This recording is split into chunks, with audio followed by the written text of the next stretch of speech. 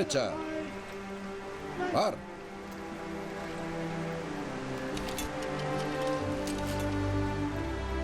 Caballeros, esto es una declaración de los representantes de los Estados Unidos de América.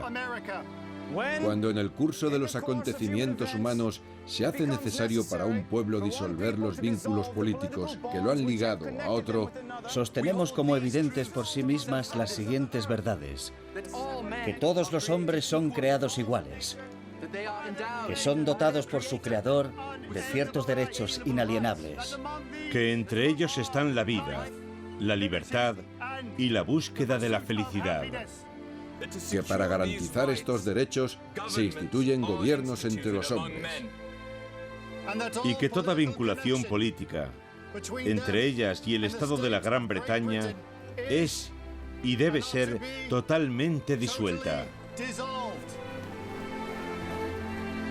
Y en apoyo de esta declaración, es una de las grandes ironías de la historia de los Estados Unidos. El hombre que encabezó la lucha por la independencia estuvo a punto de perder la vida luchando por el Imperio Británico 20 años antes. empeñamos nuestra vida, nuestra hacienda y nuestro sagrado honor. En aquel emocionante momento, George Washington no pudo evitar recordar aquella otra guerra del pasado. confianza en la protección de la divina providencia. este último aniversario he vuelto a dar gracias al cielo al recordar cómo escapamos de aquellas praderas. ¡Mantened las líneas, muchachos! ¡Mantened las líneas!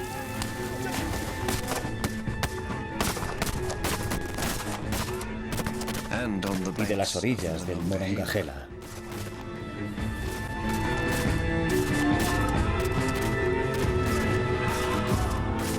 Aquella guerra hizo de él el líder en el que un día se convirtió. La guerra franco-india. Pero el día en que comenzó todo, no hubo nada de heroico en los actos del padre de la patria.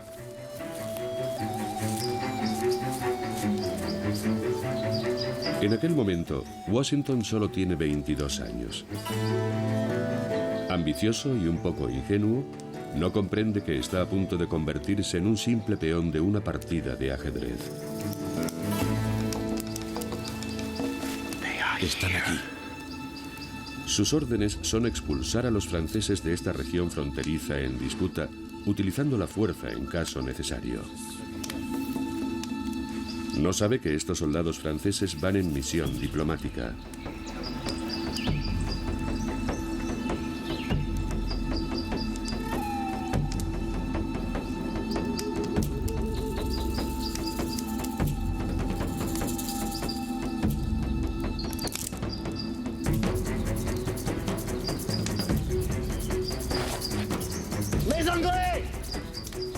El joven y ansioso mayor no espera averiguar cuáles son las intenciones de aquellos franceses.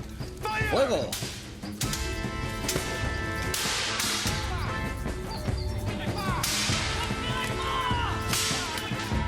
Es su bautismo de fuego.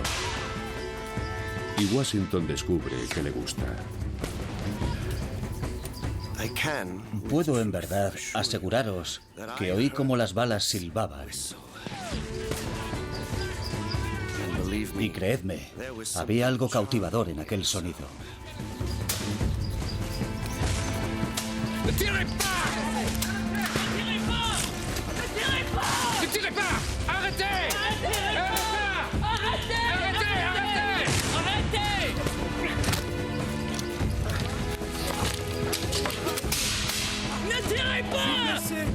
¡Deteneos! ¡Deteneos!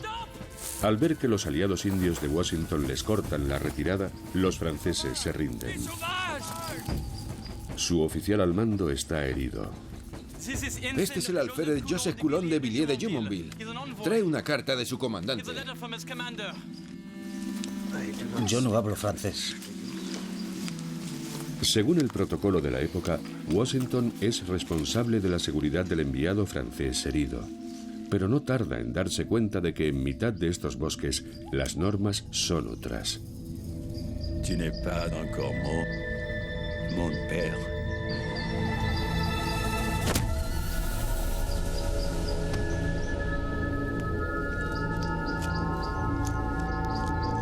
Este caudillo indio, conocido como Medio Rey, tiene sus propios planes. En pocos minutos, sus guerreros saquean el campamento francés y arrancan las cabelleras a muertos y heridos antes de irse. Aquella matanza no es el resultado que esperaba Washington. Y no podía imaginar las consecuencias que ésta tendría. El incidente provocará una guerra abierta en Norteamérica que pronto se extenderá al resto del mundo. La conocida como Guerra Franco-India. Esta es la historia de una guerra de la que nació una nación. Una consecuencia que nadie podía haber previsto. Esta es la historia de la guerra que creó los Estados Unidos de América.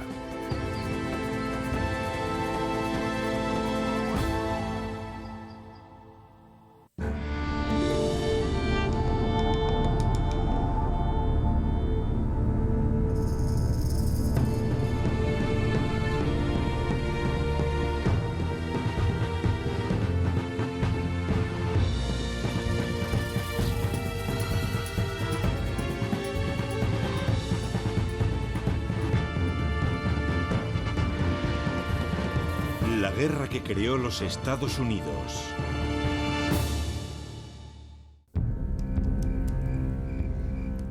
Para comprender cómo el joven George Washington pudo poner en movimiento tan trascendentales acontecimientos, deberemos retroceder en el tiempo y conocer a fondo el escenario que condujo a la guerra.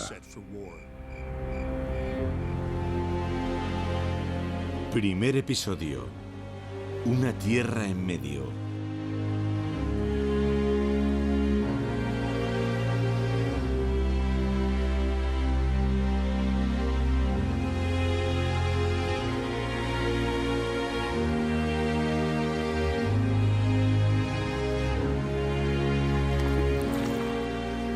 Es la primavera de 1752, 2 años antes del encuentro de Washington con los franceses.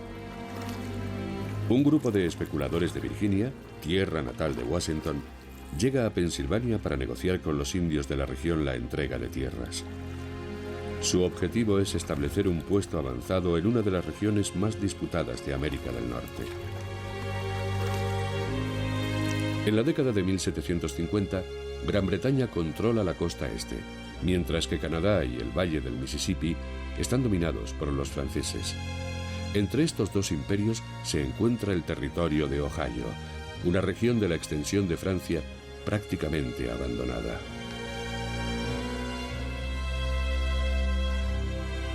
Tanto Francia como Gran Bretaña se han fijado en un lugar concreto.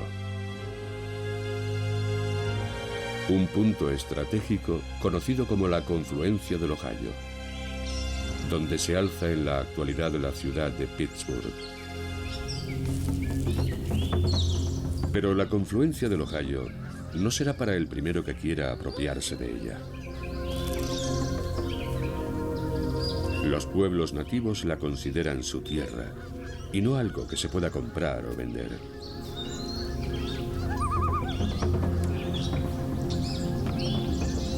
Sin embargo, hay un caudillo indio en la región que está dispuesto a hablar.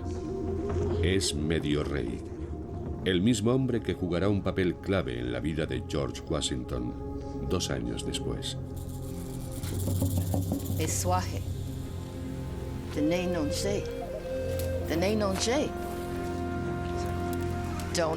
No olvides que cualquier gesto de amistad que tengamos hacia los ingleses llegará a oídos de los franceses. Pero los franceses parecen débiles, mientras que los comerciantes ingleses nos dan mercancías cuando les llevamos pieles. En la tradición nativa, las ancianas aconsejan a los jefes en las decisiones difíciles. Para Medio Rey, la negociación que va a comenzar no puede ser más importante. La mayoría de los indios de la región prefieren a los franceses, pero si los británicos le ofrecen valiosas mercancías para distribuir entre su gente, una alianza con Gran Bretaña podría colocarlo en una posición de poder. Es una maniobra peligrosa, pero Medio Rey no tiene muchas opciones. Su pueblo está formado por refugiados expulsados de sus tierras por guerras tribales y colonos europeos. Las enfermedades los han diezmado.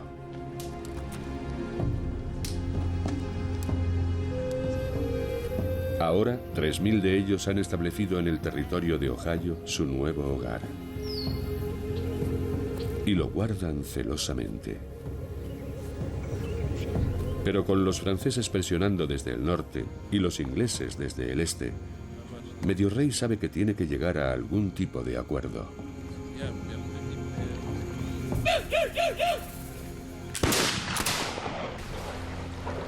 ¿Por qué disparan? No hay nada que temer. Nos dan la bienvenida. Solo debemos preocuparnos si disparan al final de la negociación.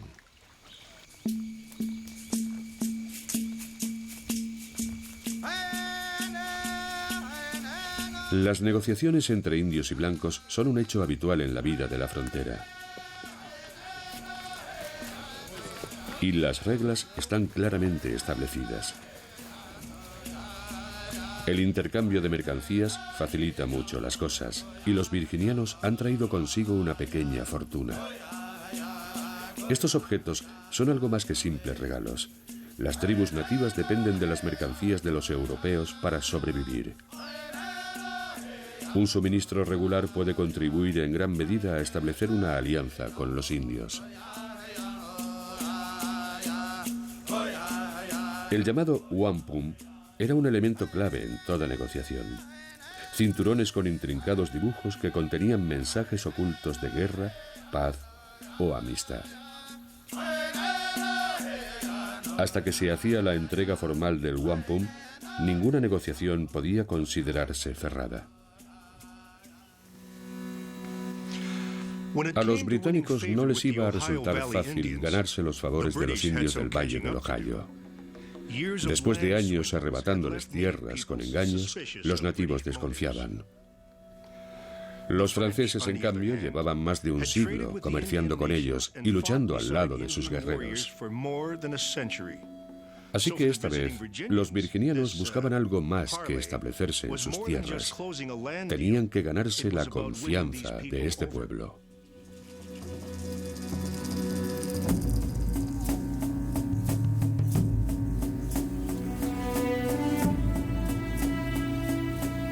Medio Rey debe jugar una delicada partida diplomática entre los británicos y los franceses. Y debe sopesar muy bien sus decisiones, ya que tampoco tiene las manos totalmente libres en la negociación. Medio Rey dirige solo uno de los muchos grupos indios y no es ni mucho menos el más poderoso. La fuerza dominante es la Liga Iroquesa, una coalición de 6 naciones que se extienden por todo el norte del actual estado de Nueva York. Los iroqueses reivindican la soberanía sobre el territorio de Ohio y los pueblos indios que lo habitan. Técnicamente no han autorizado a Medio Rey a cerrar un acuerdo con los británicos. Si este decide seguir adelante, estará declarando implícitamente su independencia de la Liga Iroquesa. De hecho, ha recibido el nombre de Medio Rey porque su autoridad es limitada. Pero si logra cerrar un trato ventajoso con los ingleses, podría convertirse en un líder con quien tendrían que contar. Hermanos, os aseguro que el rey nuestro padre desea comprar vuestras tierras, pero nunca, jamás. ¿Por qué tardamos tanto? Es la manera india. Habrá muchos más discursos y regalos antes de empezar a hablar de lo que realmente importa. Amigos, aceptad este cinturón como símbolo de la convivencia de nuestros dos pueblos, como uno solo. Las conversaciones se prolongan más de una semana. Finalmente, Medio Rey accede a que los virginianos construyan en la confluencia un pequeño asentamiento comercial. Con los dos imperios europeos avanzando sobre el territorio de Ohio, Medio Rey ha elegido la aparentemente menos mala de las dos opciones. Los franceses reclaman la tierra que se extiende a un lado del río y los ingleses la que hay al otro. Si ese es el caso, yo pregunto, ¿dónde está la tierra de los indios? Vivimos en un país que está en el medio, y su tierra no pertenece ni a los unos ni a los otros. El gran ser que está arriba ha permitido que este sea nuestro hogar, nuestro.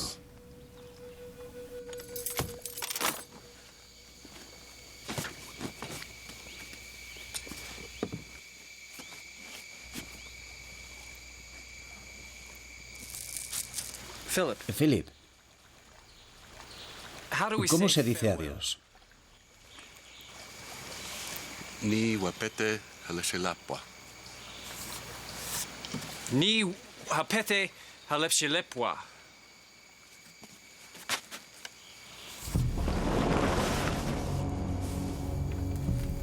Los virginianos abandonan el encuentro habiéndose asegurado la alianza de Medio Rey. Este apoyará a los ingleses frente a los franceses y permitirá a los virginianos construir su puesto comercial en la confluencia del río Ohio. Las consecuencias de la decisión de Medio Rey no se harán esperar. Porque una cosa es segura: los franceses no van a renunciar a la confluencia del Ohio sin luchar. Sus intenciones son claras. Los franceses ya controlan Canadá y la región de los Grandes Lagos. Construyendo una cadena de asentamientos en el territorio del Ohio, podrían unir sus fuertes de Canadá con su colonia de Luisiana y al mismo tiempo contener a los británicos en la costa este. Un memorándum del marqués de la Galissonière, gobernador de Nueva Francia, urge a entrar en acción. Si les progrès rapides des colonies anglaises n'est pas arrêté. Si no se pone freno al rápido avance de las colonias inglesas, pronto poseerán un formidable dominio del continente de América. Y si eso ocurre, advierte el marqués, todas las colonias francesas caerán en poder de los británicos.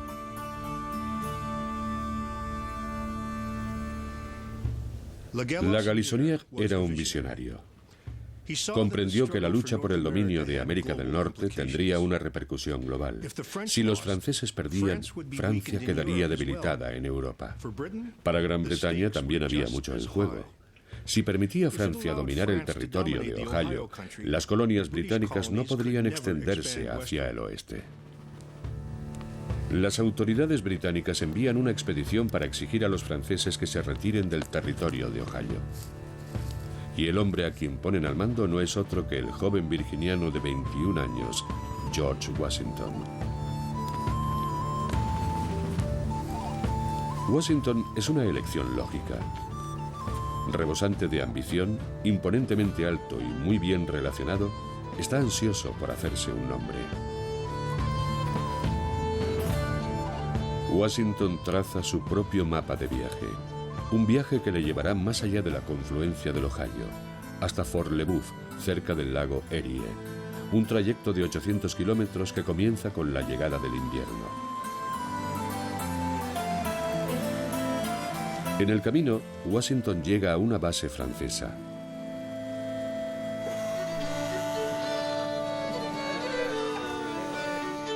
El oficial al mando se muestra hospitalario con el joven virginiano. Pero no deja lugar a dudas. No piensan ceder ante su ultimátum. Aquella noche nos invitó a cenar con ellos. Pronto el vino que se servían tan alegremente les soltó la lengua.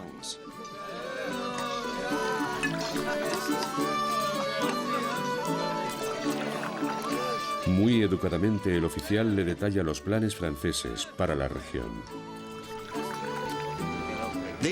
Nos han dicho que están totalmente decididos a tomar posesión del territorio del Ohio y que ponen a Dios por testigo de que lo harán. y que aunque los soldados ingleses les doblasen en número, sus acciones serían demasiado lentas para impedir cualquiera de sus maniobras. Ante la indiferencia de los franceses, Washington regresa a Virginia en diciembre de 1753. Su informe sobre la misión llega hasta Londres, donde el rey Jorge II recibe noticias de que, a pesar de su empeño, no ha conseguido persuadir a los franceses de que abandonen el valle del Ohio.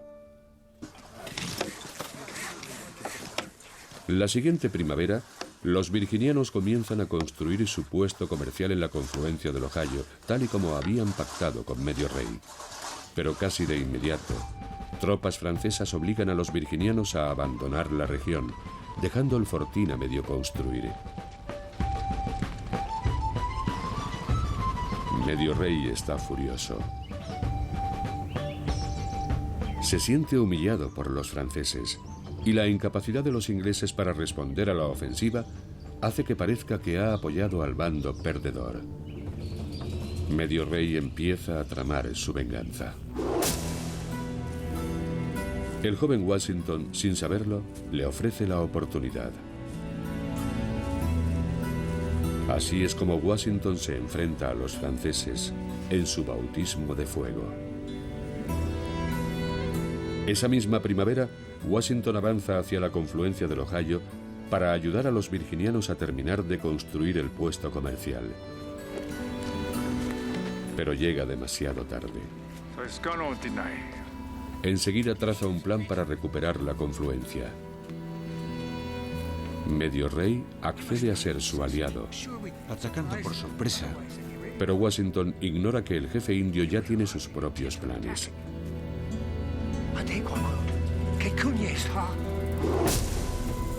Si Medio Rey provoca un conflicto entre los británicos y los franceses, su posición de poder en la región se verá fortalecida.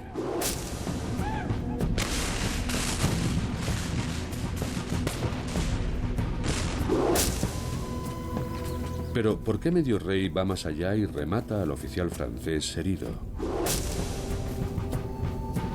Es un acto de venganza por la humillación sufrida en la confluencia del Ohio y un mensaje a los franceses para que se retiren. Y además sabe que la culpa caerá sobre Washington, no sobre él. Tu n'es pas encore mort, mon père.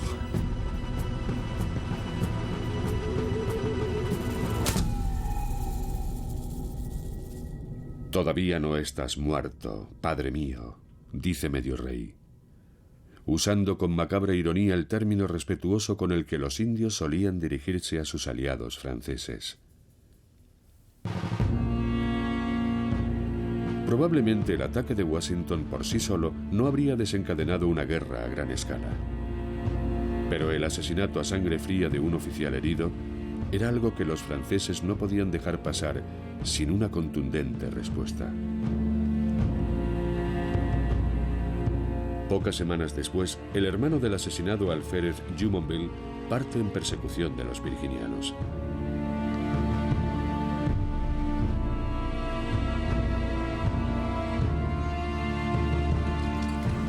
Mientras tanto, Washington se ha retirado con sus hombres a una gran pradera. Allí construyen una tosca empalizada a la que bautizan con el sombrío nombre de Fort Necessity. Washington espera que Medio Rey les ayude a defenderlo. Pero el jefe indio ha perdido la confianza en el mayor. Este Washington es un buen hombre, pero no tiene ninguna experiencia. Siempre quiere hacernos luchar bajo su mando. Y ahora quiere que le ayudemos a enfrentarse a los franceses en esa cosa que ha construido en la pradera. El único aliado indio de Washington le abandona. No tenemos alternativa. Les haremos frente aquí. Los franceses no tienen esos problemas con sus aliados nativos. Llegan acompañados de 100 guerreros Shawnee, Mingo y Delaware. A las 9 de la mañana del 3 de julio, el enemigo atacó entre escalofriantes gritos indios. ¡En formación! Washington pretende combatir cara a cara en campo abierto, al estilo europeo. Pero los franceses y sus aliados indios no están de acuerdo. Entonces, desde detrás de cada árbol, arbusto, tocón y roca, nos castigaron con un fuego constante que devolvíamos como podíamos. Hasta bien entrada la tarde, cuando cayó el más tremendo aguacero que se pueda imaginar.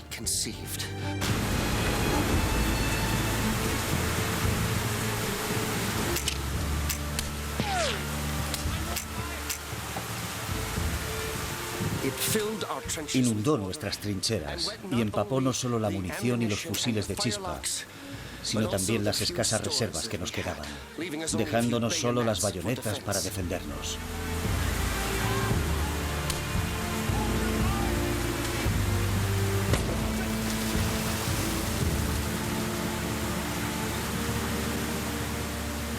Al caer la noche, la situación es desesperada.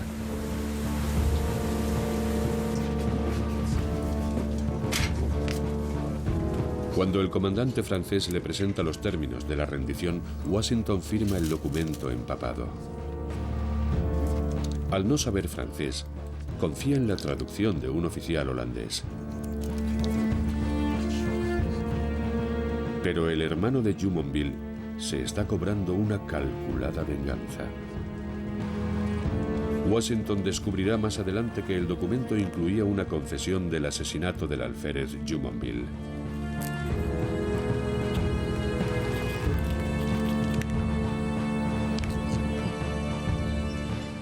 La mañana siguiente a la batalla, el vencedor francés permite a Washington regresar a Virginia con sus hombres heridos y maltrechos. La noticia de la derrota se propaga con rapidez. Esta no era la clase de fama que el joven Washington buscaba. La fecha, curiosamente, fue el 4 de julio de 1754.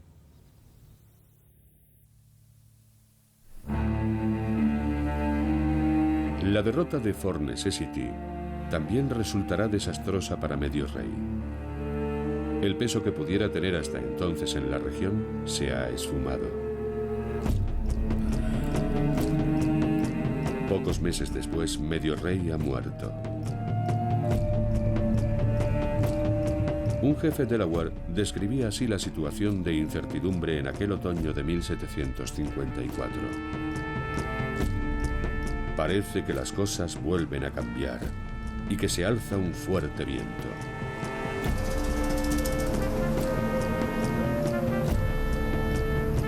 Mientras se acumulan las nubes de guerra, la poderosa Liga Iroquesa medita su estrategia.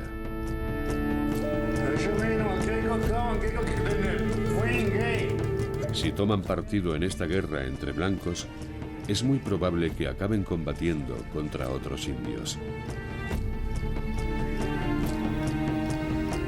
Pero si se mantienen neutrales, es muy posible que uno de los dos contendientes acabe apoderándose del territorio de Ohio. Y si eso ocurre, los iroqueses podrían acabar sin nada.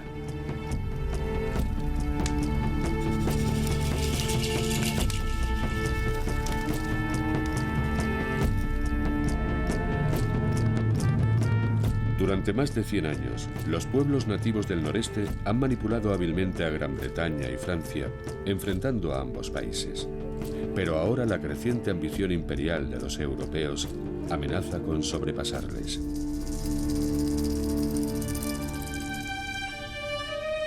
Al otro lado del Atlántico, en el Palacio de Versalles, Luis XV y sus ministros pasan el invierno preparando la defensa de sus intereses en Norteamérica.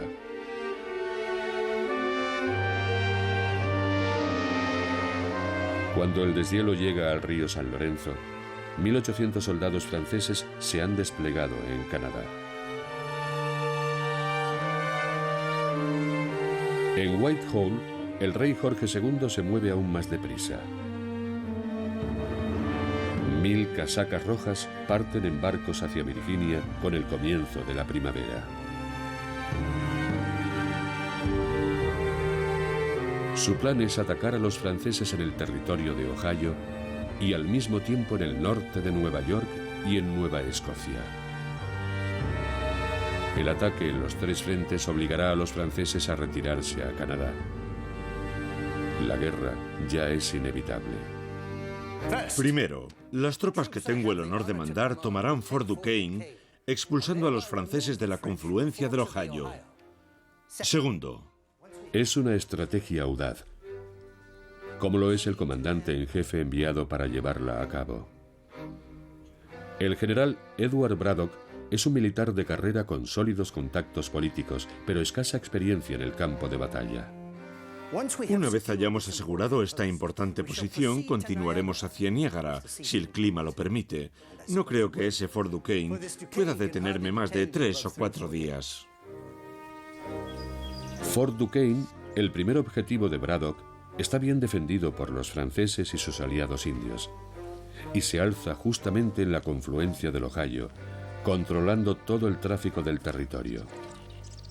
Atacarlo es una empresa muy ambiciosa.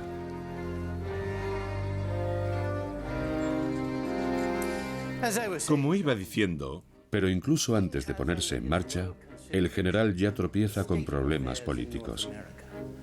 me ha concedido poderes. Braddock espera que las colonias contribuyan a financiar la campaña militar. Les pondré al corriente de mis necesidades. Pero los gobernadores de las colonias responden que sus asambleas prefieren que se les pidan las cosas, no que se las ordenen.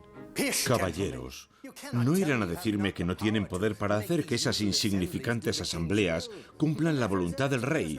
La cuestión es urgente, y no debería tener que recordarles que esta expedición es una empresa muy costosa. No tengo palabras para expresar mi indignación con las provincias de Pensilvania y Maryland, que se niegan a contribuir con nada. En cuanto a los indios, puede que sean en verdad un enemigo formidable para las inexpertas milicias americanas, pero es imposible que puedan hacer nada ante tropas bien disciplinadas.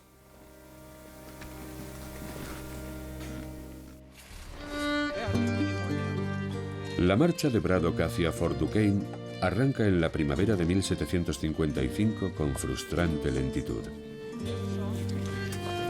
Las tropas aguardan en Maryland, en Fort Cumberland.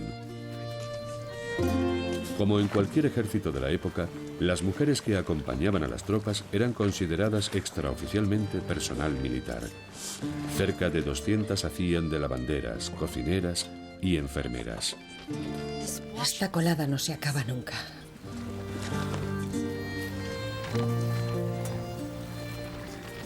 Betsy, cuando el regimiento de tu marido entró en batalla, ¿no pasaste nunca miedo? Por tu vida, quiero decir. ¿Y si el enemigo hubiera atacado por la retaguardia? A decir verdad, nunca me vi en medio de una batalla. Yo no me preocuparía por eso. El sargento dice que somos muchos más que los gabachos. En cuanto a los indios, todo el mundo sabe que no podrán hacer frente a soldados bien entrenados. El general Braddock ni siquiera los quiere luchando a nuestro lado.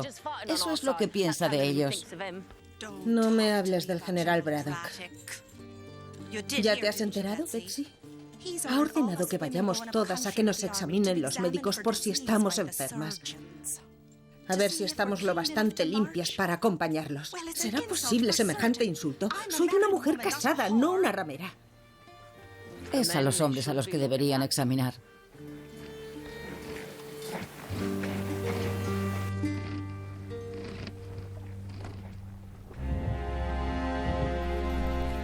Debo decírselo. Pienso que será suficiente. El general Braddock nombra a Washington uno de sus asistentes. Aunque no es un cargo oficial británico, Washington acepta encantado la oportunidad de servir junto al militar británico de más alto rango del continente. Tienen un aspecto excelente. El general ordena que hagan instrucción diaria de desfile para mantener a las tropas disciplinadas. ¡Carguen! ¡Bayonetas! ¡Descansen! ¡Bayonetas!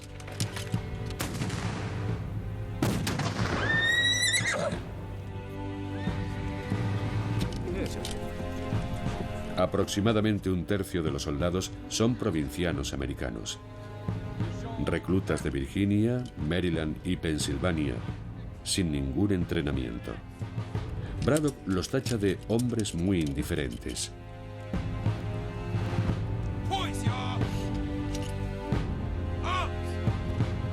Pero no es solo la instrucción lo que resulta nuevo para los americanos. Los crueles castigos a las infracciones más insignificantes dan a los americanos una imagen del ejército del rey Jorge que no habían visto hasta ahora.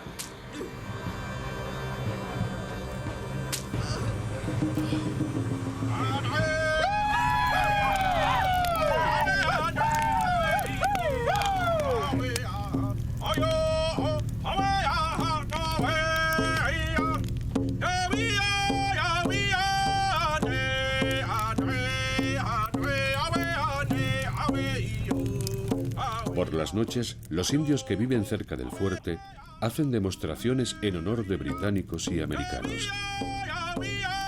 Danzas inspiradas en la forma de luchar de los guerreros.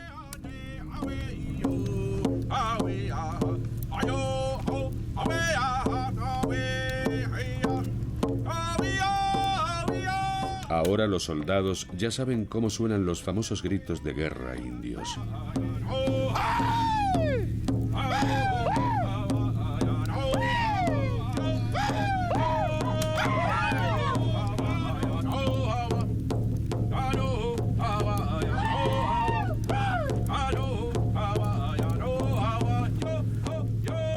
Los americanos animan a Braddock a ser considerado con sus aliados indios, pero el desprecio del general es patente. Todos los guerreros menos 7 vuelven a sus poblados.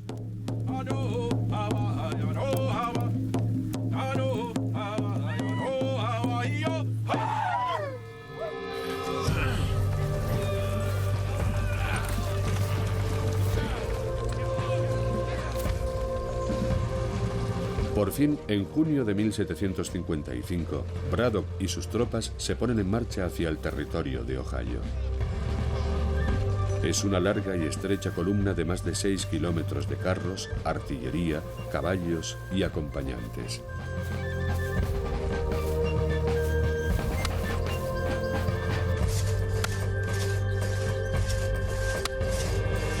...300 leñadores van despejando el camino. Es una hazaña logística que solo los británicos se atreverían a intentar. Cruzar con un gran ejército 160 kilómetros de denso bosque, escarpadas montañas y riberas pantanosas. Después de una semana de viaje, solo han recorrido 35 kilómetros. Frustrado por la lentitud del avance, Braddock se adelanta con una columna de 1.400 hombres.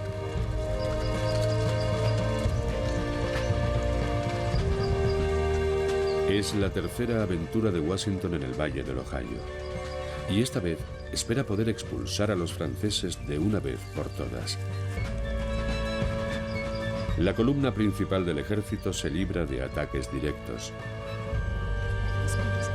pero otros no tienen tanta suerte. El mensajero inglés James Smith es capturado lejos de la columna y entregado a los franceses en Fort Duquesne. Corre tan rápido como puedas.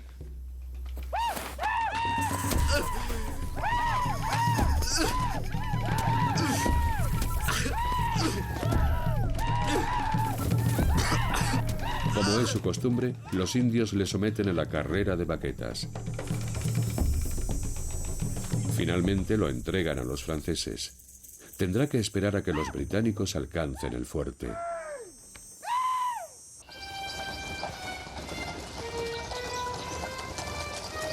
Después de 3 agotadoras semanas, el ejército británico llega por fin al río Monongahela, a unos pocos kilómetros al sur de Fort Duquesne. La moral de las tropas es alta. El ejército de Braddock ha recorrido casi 160 kilómetros. Sus ingenieros han construido caminos de troncos para cruzar pantanos y una compañía de marineros ha montado aparejos de poleas para izar los pesados cañones y cruzar las montañas. Lo peor ya ha pasado.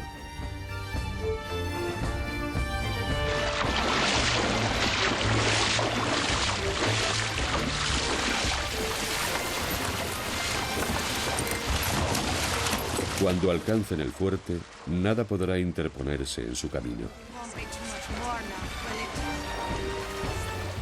Espero que esta misma noche alcemos nuestras copas en Fort Duquesne.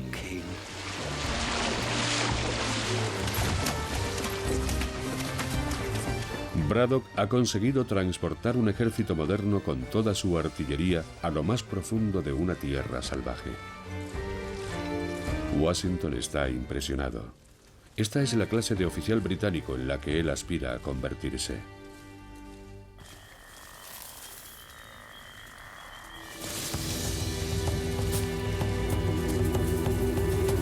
Los exploradores indios que trabajan para los franceses vigilan de cerca el avance del ejército enemigo.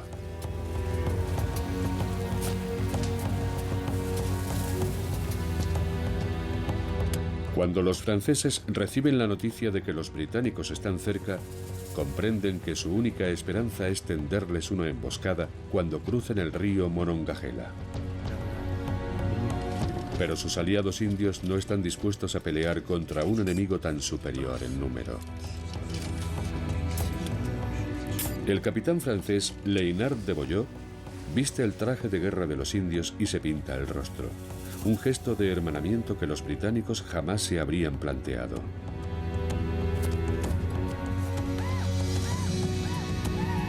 Los indios acceden a combatir a su lado.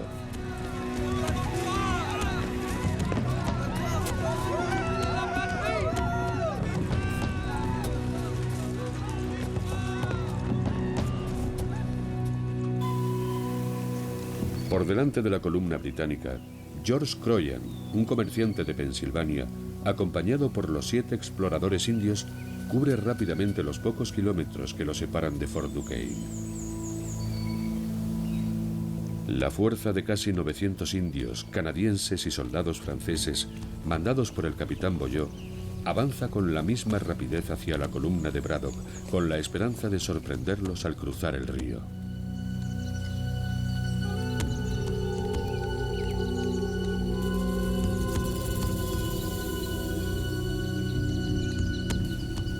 Es imposible saber quién resulta más sorprendido cuando se encuentran en el profundo bosque.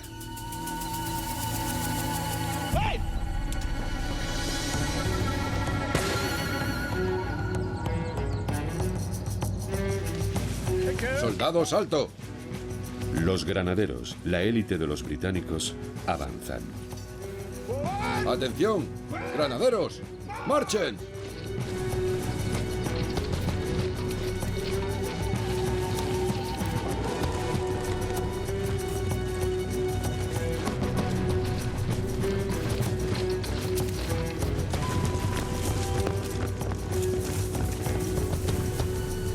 Beaujeu se interna con los guerreros y los canadienses en el bosque. Librarán la batalla a la manera de los indios. En un principio parece que las disciplinadas tropas británicas tienen todas las de ganar. Sus primeras descargas son mortales. ¡Apunten! ¡Fuego! Beaujeu es uno de los primeros en caer. ¡Apunten! ¡Fuego! Pero cuando los indios y los canadienses se apostan en las laderas a ambos lados de los británicos, todo cambia.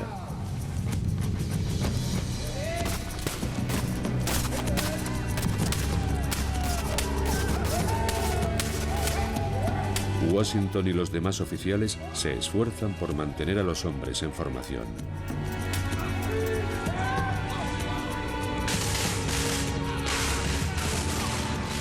Los regulares franceses se despliegan frente a la columna británica, impidiendo su avance.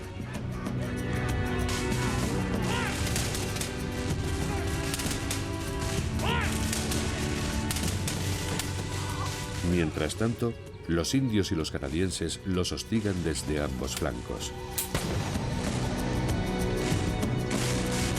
Los británicos empiezan a retroceder, pero en el estrecho camino del bosque chocan contra las tropas que los siguen. El caos es total.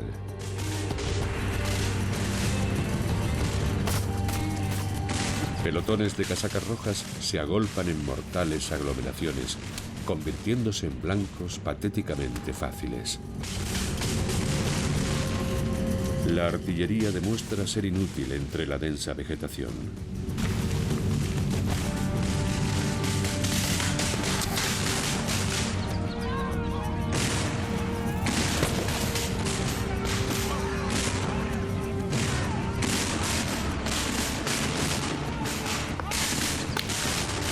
¡Malditos seáis! ¡Volved a la batalla!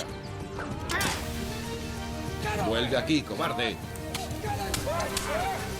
¡Defended las líneas, soldados!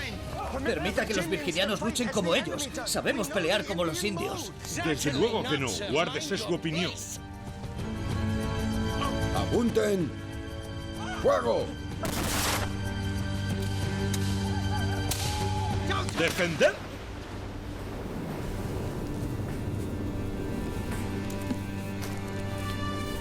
¡El general está herido!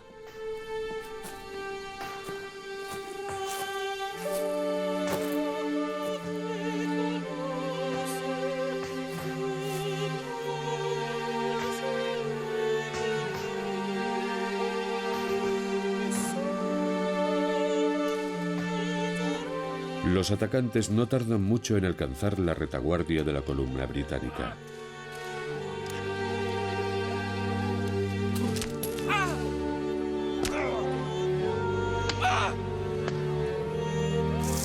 Se dice que de las 54 mujeres que acompañaban al ejército de Braddock, solo 4 regresaron. ¡Betsy! ¡No! ¡No! Algunos de los prisioneros aparecerían tiempo después en Canadá, vendidos por los indios a los franceses. Después de 3 angustiosas horas, todo ha terminado. Entre las filas de los franceses y los indios solo ha habido 21 víctimas mortales, mientras que casi 1000 soldados británicos y americanos están muertos o heridos. Washington ha perdido varias monturas a lo largo del combate, pero está ileso. Lo que queda del ejército de Braddock se retira a la desesperada. Las espantosas escenas que tuvieron lugar durante aquella noche de marcha no se pueden describir. Los muertos, los moribundos, los heridos, los lamentos, los gritos de auxilio de los heridos que habían quedado en el camino podrían haber atravesado un diamante. La insensatez y las consecuencias de combatir en formación cerrada contra los métodos con que luchan los indios en los bosques, que en cierto modo habían sido predichas, ahora se habían confirmado plenamente.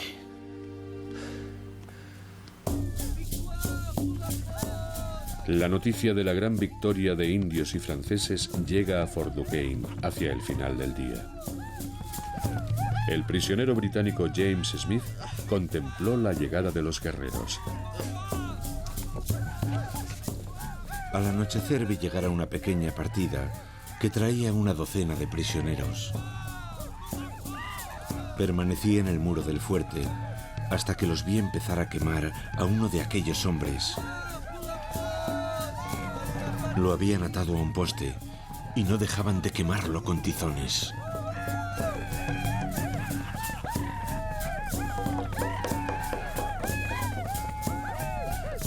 Smith da por seguro que correrá la misma suerte.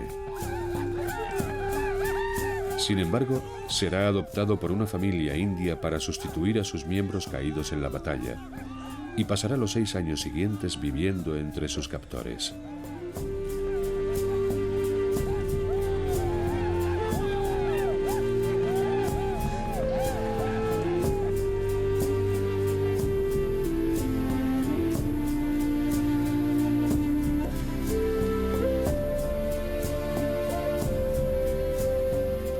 Los franceses saben que deben esta victoria a sus aliados nativos. Los indios recogen trofeos del campo de batalla como prueba de su gran hazaña.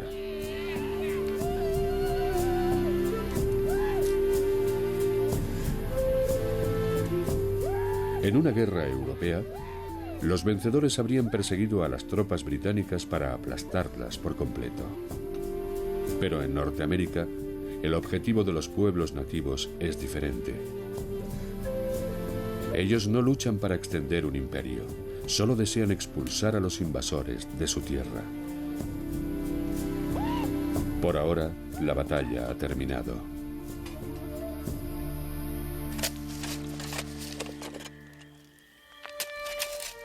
En el quinto día de la retirada, el general Braddock muere a consecuencia de sus heridas. Cerca de las grandes praderas, el valiente pero desventurado general Braddock exhaló su último suspiro.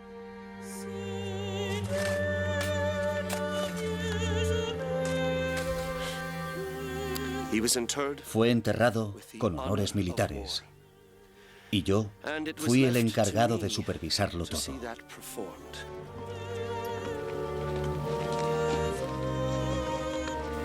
Enterramos su cuerpo en el camino y pasó sobre él todo el ejército, con carros incluidos, para ocultar cualquier señal que pudiera indicar dónde se encontraba la tumba.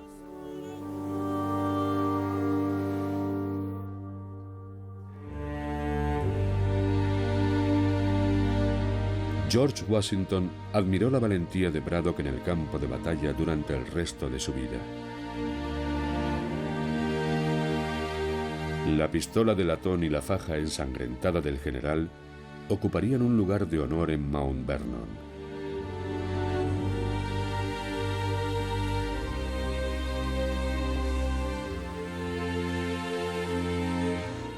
Durante muchos años después de esta batalla, los visitantes del lugar encontraban huesos sin enterrar de soldados británicos y americanos. Pero los imperios no resultan baratos, y Gran Bretaña y Francia pagarían un alto precio en sangre por un trofeo tan grande como Norteamérica.